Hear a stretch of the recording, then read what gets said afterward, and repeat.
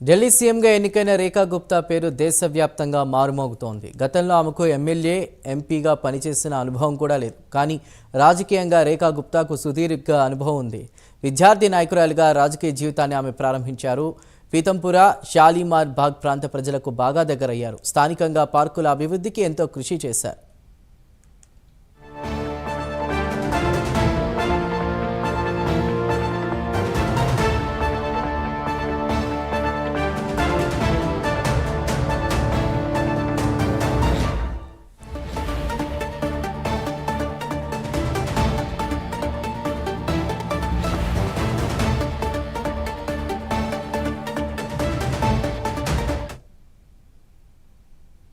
సామాజిక సేవా కార్యక్రమాల్లోనూ పాల్గొన్నారు రేఖా గుప్తా.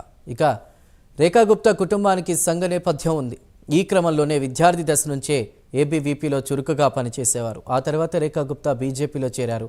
పీతంపుర కౌన్సిలర్గా, షాలిమార్ బాగ్ బి నుంచి కార్పొరేటర్గా పనిచేశారు. ఢిల్లీలో పార్టీ వాయిస్ను గట్టిగా వినిపించే నేతగా పేరు గడించారు.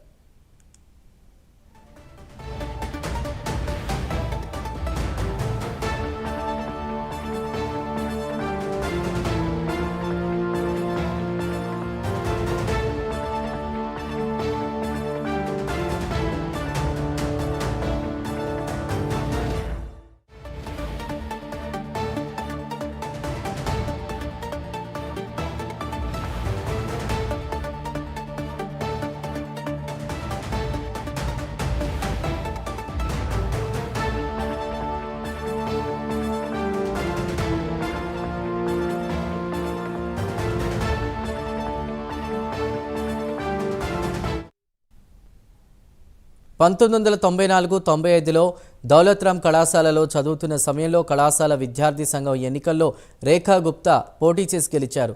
కార్యదర్శిగా పదవి చేపట్టారు. 1995-96లో ఢిల్లీ వర్సిటీ విద్యార్థి సంఘం ఎన్నికల్లోనూ కార్యదర్శిగా ఎన్నికయ్యారు.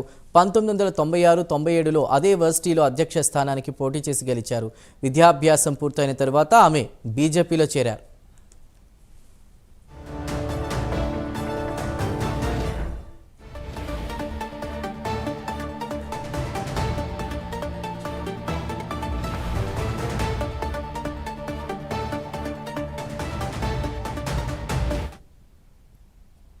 రెండు 2003 నుంచి 2004 వరకు బీజేవైఎం ఢిల్లీ కార్యదర్శి పదవిని చేపట్టారు. 2004-2006 వరకు బీజేవైఎం జాతీయ కార్యదర్శిగా గాను రేఖా గుప్తా పనిచేశారు. 2007లో ఉత్తర పీతంపుర వార్డు కౌన్సిలర్గా ఎన్నికయ్యారు. 2012 ఎన్నికల్లోనూ అదే స్థానం నుంచి కౌన్సిలర్గా ఆమె గెలిచారు. 2022లో షాలిమార్ బాగ్ బి నుంచి కార్పొరేటర్గా విజయం సాధించారు.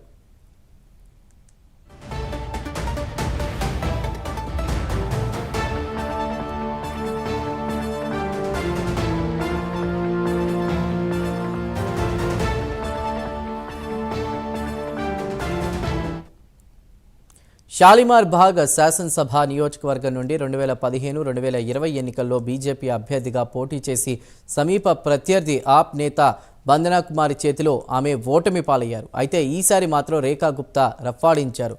అదే స్థానం నుంచి వందనా కుమారిని 29,000కు పైగా ఓట్ల తేడాతో ఓడించారు.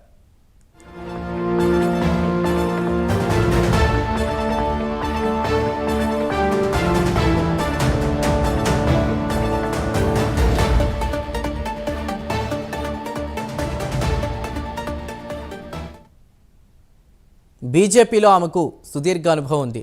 పార్టీలో అనేక పదవులను చేపట్టారు. బీజేపీ ఢిల్లీ శాఖ ప్రధాన కార్యదర్శిగాను పనిచేశారు. ఇక పదవులతో సంబంధం లేకుండా ప్రజల్లో ఉంటూ మంచి పేరు సంపాదించుకున్నారు ఆమె.